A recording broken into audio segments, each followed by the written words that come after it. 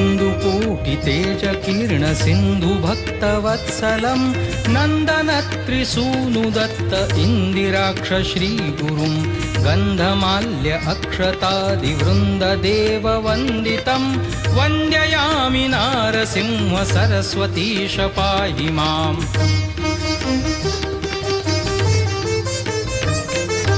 मायापाश अन्धकार छाया दूरभास्करम् आयताक्षि पाहि श्रिया वल्लभेश नायकम् सेव्य भक्तिवृन्दवरद भूयो भूयो नमाम्यहम् वन्द्ययामि नारसिंह सरस्वतीश पाहि माम्।